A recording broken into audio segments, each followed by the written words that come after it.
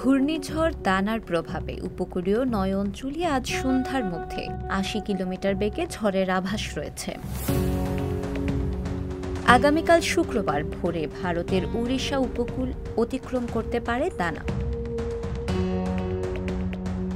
আজ রাতে এর প্রভাব বাংলাদেশের উপকূলীয় এলাকায় পড়ার আশঙ্কা রয়েছে। দিন দিন ঘূর্ণিঝড়ের প্রভাব বেড়েই চলেছে। আবহাওয়াবিদরা বলেন, বিশ্বের উষ্ণতা বৃদ্ধির কারণে সাগরের পরিবেশ অতিরিক্ত উত্তপ্ত হয়ে উঠছে।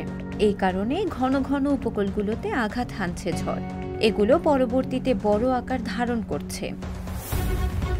যতদিন পর্যন্ত সাগরের উষ্ণতা যথেষ্ট মাত্রার নিচে নেমে না আসবে, ততদিন এসব ঝড়ের দেখা পাওয়া যাবে। বিশ্বের ইতিহাসে ভয়ঙ্কর ঘূর্ণিঝড়ের বেশিরভাগই আঘাত হেনেছে বঙ্গোপসাগরে। ওয়েদার আন্ডারগ্রাউন্ড নামে এক ওয়েবসাইটে বিশ্বের যে ৩৫টি দানব ঘূর্ণিঝড়ের তালিকা দেখা যায়, বঙ্গোপসাগরে হয়েছে তার ২৫টি। আর বঙ্গোপসাগর অঞ্চলে ঘূর্ণিঝড়ের হার বেড়েছে ৪০%। দেশীয় ও আন্তর্জাতিক পর্যবেক্ষকরা বলছেন, বঙ্গোপসাগর খুবই উষ্ণ এক সাগর। বৈশ্বিক উষ্ণতা বেড়ে যাওয়ায় অন্যান্য বড় সাগরের মতো বঙ্গোপসাগরের তাপমাত্রাও দিন দিন বাড়ছে।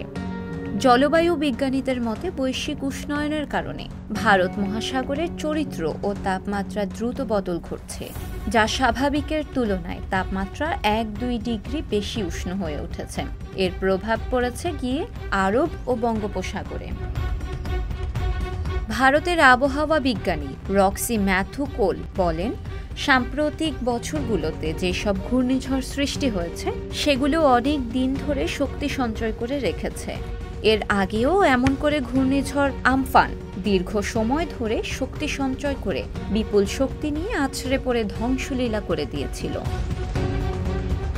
বিশ্ব আবহাওয়া সংস্থার এক গবেষণা প্রতিবেদন বলছে, বিশ্বে যত পরিমাণ গ্রিন হাউস গ্যাস তৈরি হয়, তার ৯০% যায় সমুদ্রগর্ভে। এর ফলে বৃদ্ধি পায় সমুদ্রের তাপমাত্রা। ২০২২ সালে সমুদ্রের তাপমাত্রা অনেক বেশি বৃদ্ধি পেয়েছিল।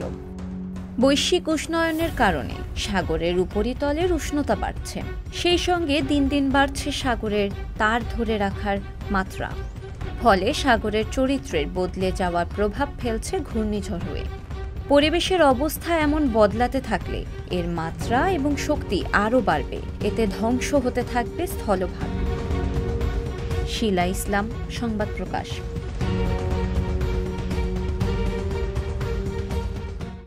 সংবাদ, ফিচার ও অনুষ্ঠানের জন্য ভিজিট করুন সংবাদ প্রকাশের ওয়েবসাইট এবং যুক্ত থাকুন ফেসবুক পেজ ও ইউটিউব চ্যানেলের সঙ্গে।